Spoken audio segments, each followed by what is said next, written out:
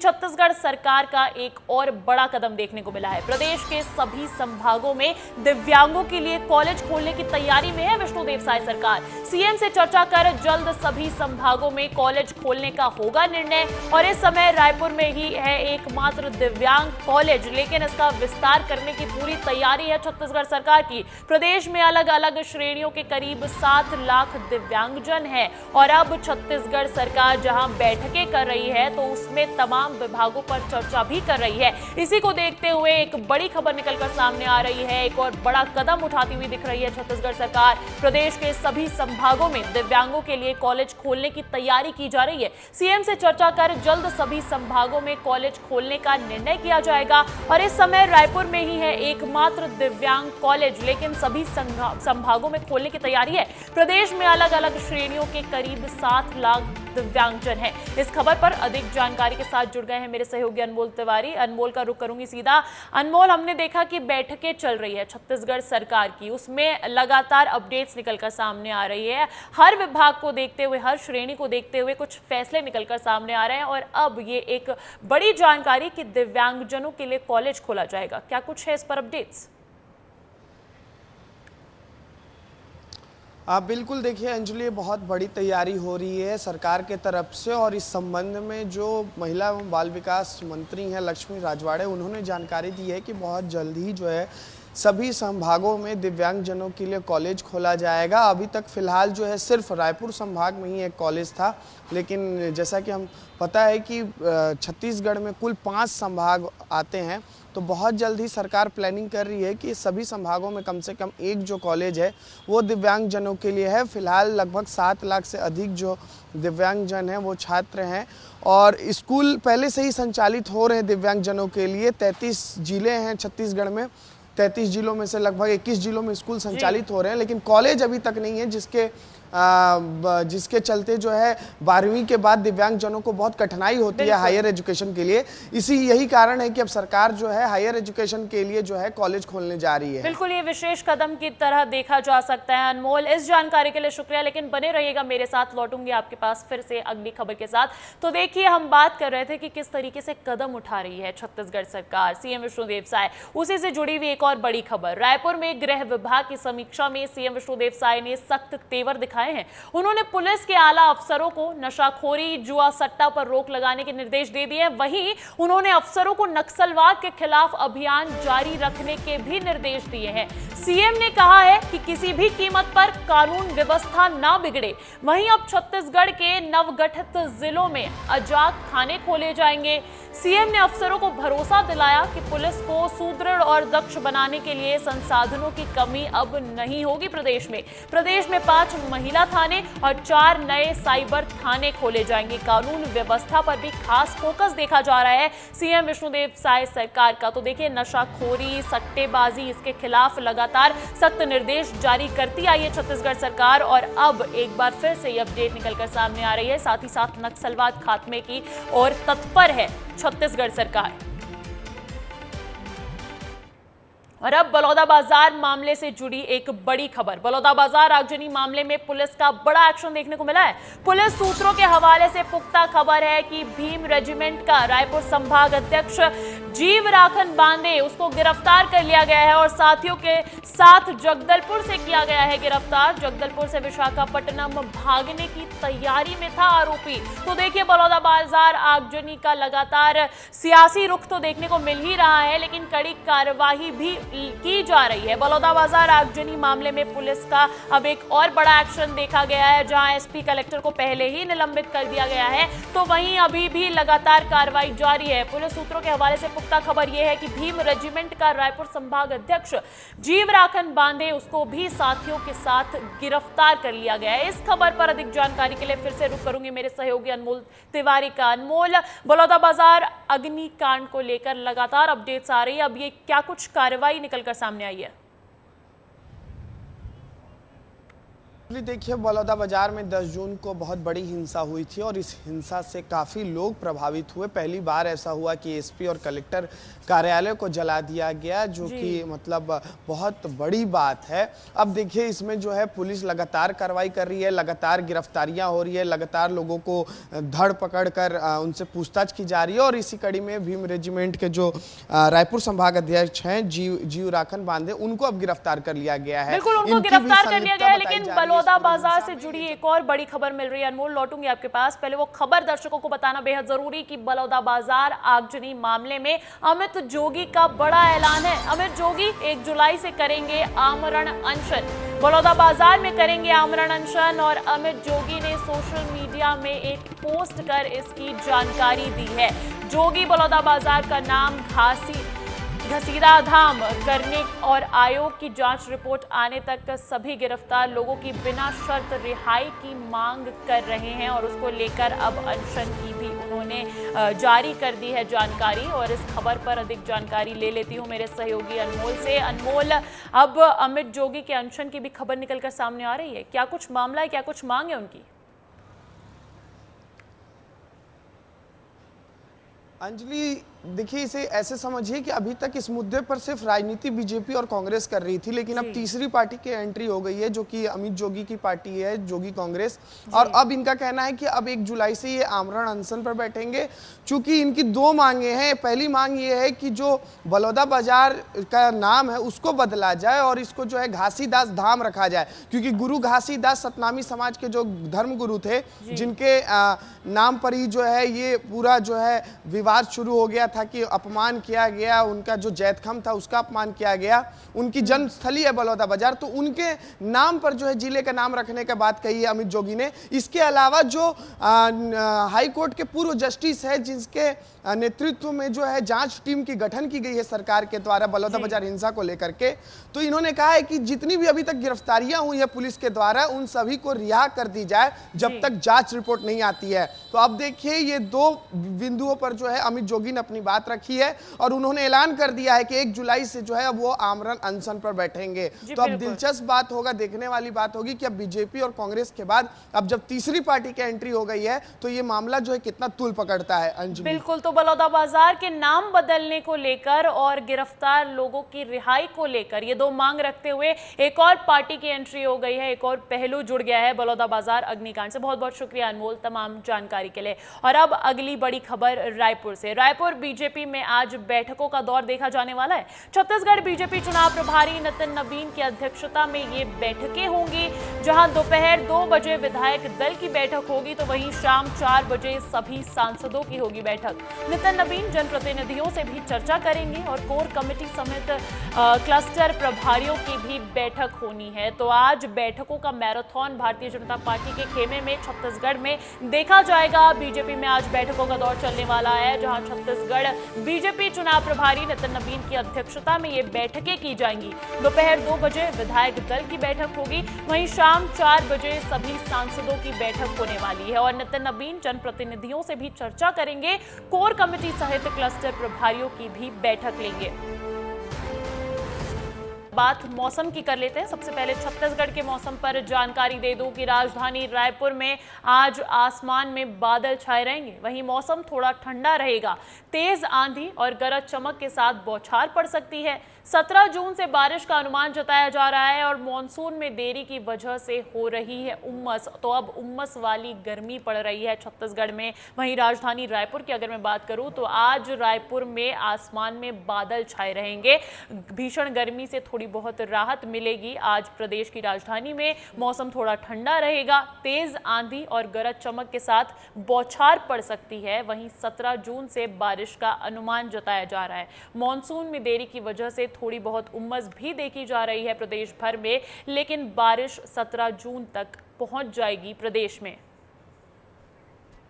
और अब बात मध्य प्रदेश के मौसम की भी। मध्य प्रदेश में 4-5 दिन और करना होगा मॉनसून का इंतजार।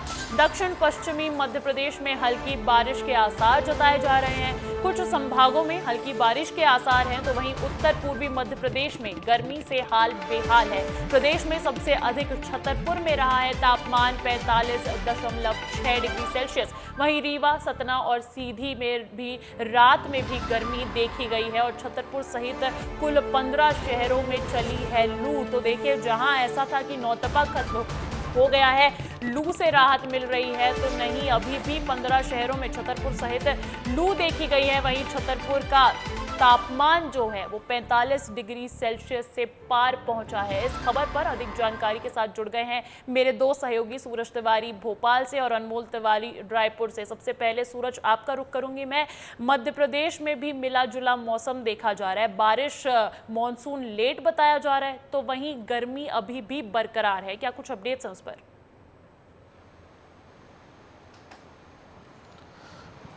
अंजलि, मध्य प्रदेश में लगातार जिस तरह से मौसम चल रहा है, कुछ इलाके ऐसे हैं जहां पर तापमान अभी भी 45 डिग्री से पार है, तो कुछ इलाके ऐसे हैं जहां पर तापमान का जो पारा है वो गिरता हुआ नजर आ रहा है। मौसम वैज्ञानिक हमारे साथ अभिजीत चक्रवर्ती जी हैं। सबसे पहले सर, तापमान की बात करेंगे क्योंकि कई इलाके जो अभी भी हैं जो तप रहे हैं, तो जरा बताइए कि मौसम कैसा रहने वाला है। जैसे कि आप इसमें देख सकते हैं, जो अभी छतरपुर एरिया है जो वहाँ पर अभी भी वहाँ पर लू की स्थिति बनी हुई है। सबसे ज़्यादा टेम्परेचर बीजावर में 45.6 दर्ज किया गया है और जो अपना नॉर्थ और नॉर्थ ईस्ट पार्ट है वहाँ पर अभी भी लू की लू की स्थिति बनी हुई है, कई जगह पर देखने को मिल रहा है। बाकी अगर सिस्टम की बात करें तो आप इसमें देख सकते हैं, एक साउथ वेस्ट राजस्थान के ऊपर एक अपर साइसर है तथा एक ईस्ट वेस्ट तरफ बिहार से होते हुए अपने आसाम तक जा रहा है, जिसके कारण थोड़ी बहुत नमी जो है अपने जो अरेबियन से आ रहा है, इसके कारण प्री मानसून एक्टिविटी के रूप में हम लोग देख सकते हैं रेनफॉल हल्की सी जो south MP and central MP तक कन्फाइंड है, नॉर्थ एमपी में इतना नहीं हो रहा है। तो मानसून है इस बार किधर से एंट्री करने वाला है? लगातार मानसून में देरी देखी जा रही है, क्या वो कारण है कि मानसून लगातार देर से अब आने वाला है? पहले 15 तक आ जाएगा। जो पहले जो मानसून की गति जिसमें इस ग्राफ में देख सकते हैं बहुत ही सही तरीके से चल रहा था और वो 10 तारीख के आसपास जो है महाराष्ट्र में भी पहुंच गया था, महाराष्ट्र के नॉर्थ महाराष्ट्र तक पहुंच गया था। लेकिन उसके बाद जो है ना वेस्टर्न जो अरेबियन सी वाला जो ब्रांच है वो थोड़ा सा इनएक्टिव है कहने को, 3-4 दिन से वो आगे नहीं बढ़ा है अभी भी, और ईस्टर्न ब्रांच भी जो है अभी तक उतना आगे एक्टिव नहीं था। लेकिन आने वाले 3-4 दिन में ये संभावना जताई जा रही है कि ये जो है एमपी के टच कर सकता है, एमपी को छू सकता है। तो साउथ एमपी से मानसून आएगा? अभी तक जो दिख रहा है मानसून जो इसका एनएलएम जो प्रोग्रेशन है वो ऐसा लग रहा है कि साउथ मानसून साउथ पार्ट को टच कर जाएगा। सर, बारिश के कैसे अनुमान हैं? पिछली बार की तुलना में अगर बात करें तो इस बार कैसी बारिश हो सकती है? जो हमारा लॉन्ग रेंज फोरकास्ट आया है उसके हिसाब से तो जो है पूरा सेंट्रल इंडिया में जो है सामान्य बारिश होगी, जो जो अपना सामान्य रहता है उसी के आसपास बना रहेगा, क्योंकि इस बार का जो लॉन्ग रेंज फोरकास्ट आया एज ए इंडिया होल अच्छा रेनफॉल देगा ऐसा। अच्छी बारिश होगी अंजलि, और मानसून जो है 4 से 5 दिन लगेंगे। 4 से 5 दिन की देरी से चल रहा है मानसून और दक्षिण वाले हिस्से से एंट्री लेगा। और लेकिन छत्तीसगढ़ के मौसम की बात कर लेते हैं। अनमोल मेरे साथ जुड़े हुए हैं। अनमोल, छत्तीसगढ़ में मानसून में देरी देखी जा रही है या समय पर पहुंचने की सूचना है? क्या कुछ जानकारी अपडेट्स हैं?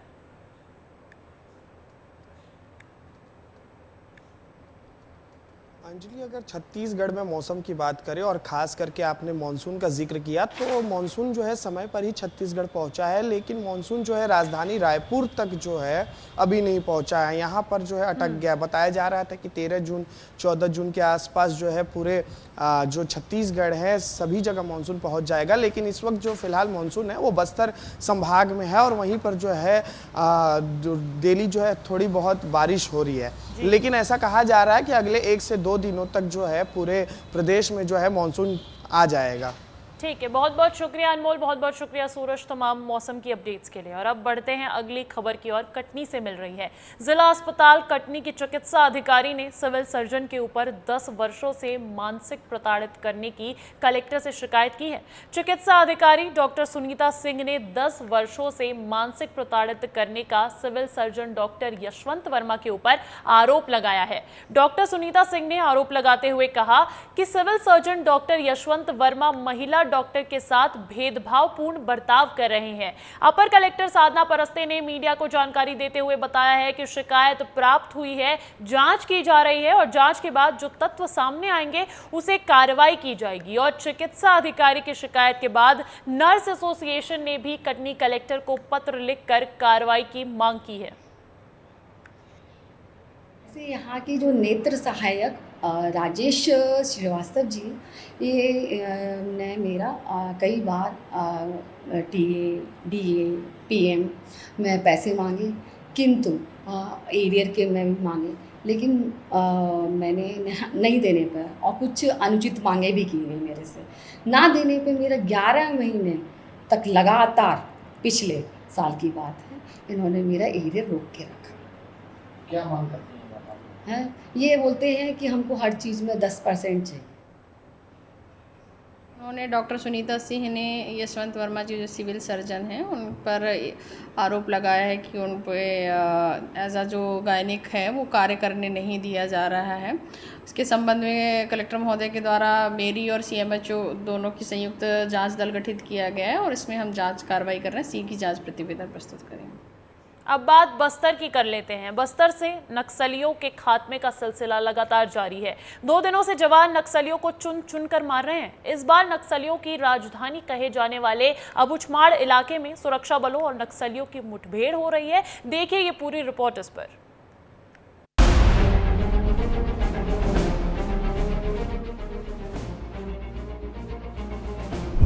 फिर नक्सलियों पर कड़ा प्रहार, जवानों और नक्सलियों के बीच मुठभेड़ ऑपरेशन जारी, 8 नक्सली ढेर। बीते 2 दिनों से सुरक्षा बलों के जवान नक्सलियों को ठिकाना लगाने में जुटे हुए हैं। अबुझमाड़ के कुतुल फरसबेड़ा कोड़ता मेटा क्षेत्र में ऑपरेशन को अंजाम तक पहुंचाने में जुटे हुए हैं। ऑपरेशन में शामिल नारायणपुर, कोंडागांव, कांकेर, दंतेवाड़ा, डीआरजी, एसटीएफ और आईटीबीपी के 53वीं बटालियन जवान नक्सलियों पर कहर बनकर टूटे हैं। जवानों ने 8 नक्सलियों को मार गिराया है और उनके शव भी बरामद कर लिए गए हैं। नक्सलियों के पास से सुरक्षा बलों ने भारी मात्रा में हथियार भी बरामद किए हैं। मारे गए नक्सलियों की संख्या बढ़ भी सकती है।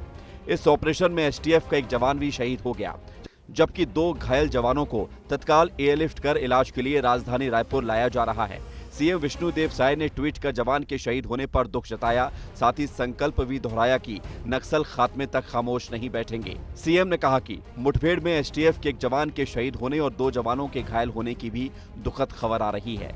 घायल जवानों को तत्काल एयरलिफ्ट कर इलाज के लिए राजधानी रायपुर लाया जा रहा है। ईश्वर से शहीद जवान की आत्मा की शांति और घायल जवानों के जल्द से जल्द स्वस्थ होने की प्रार्थना करता हूँ।